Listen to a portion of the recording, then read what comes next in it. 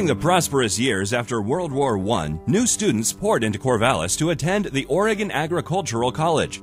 To meet the needs of the growing influx of students, college president William Jasper Kerr created an ambitious plan to expand the campus. In the spring of 1928, Oregon State Agricultural College broke ground for a new men's dormitory.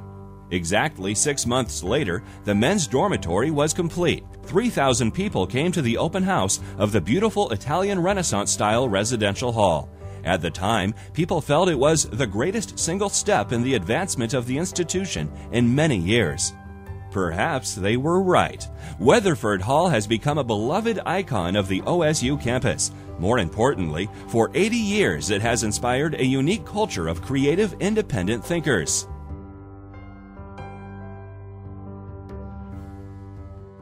Weatherford Hall was originally built as 5 interconnected buildings separated by firewalls. This design created 5 unique living spaces, each with its own sleeping, study, and living areas. Very quickly, each building developed its own character.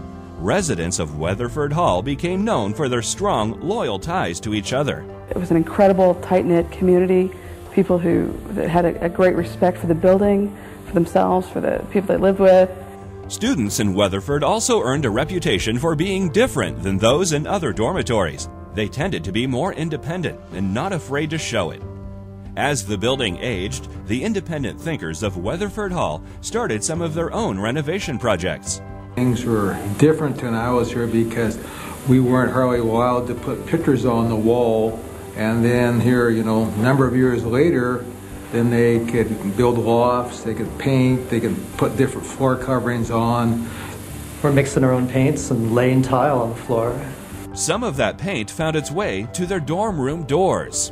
One was painted as a big bug. I mean, this beautiful bug. Someone must have spent, several weekends painting it. And the room right next to his was this big can of rage. It was great. These efforts weren't limited to their rooms. When they were going through and doing the demolition and tearing ceilings down, they had found places where there were mattresses up above the ceilings and where students had figured out how to, through their closets, get up above the ceiling and create little lounge areas up there. Weatherford students built their own sauna on the ground floor by tapping into the steam pipes. They also created the first intranet, linking their computers to share printers and information.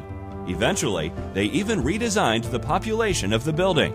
You couldn't have women come visit you in your rooms, could you? Oh, no. Whereas when I was there, we actually managed to change the policy and get an entire floor of women to move into the dorm as residents. Well, when I was there, they had house mothers, and theoretically, I'm going to say there wasn't women on the floor, but people were there to study, not to chase girls.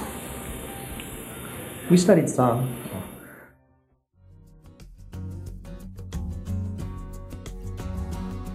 Well, I came in 1990 and became director of our department in 92, and it was apparent at that time that the infrastructure in the building, the plumbing, wiring, some of the exterior needed some work.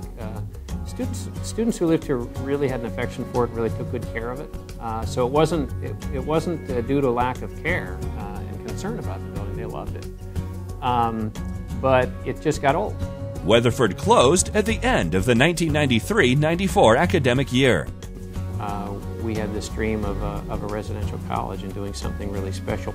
Unfortunately, renovation of such a large building is a very expensive proposition. And what we needed was the generosity of donors and quite a bit of private funding in order to do this.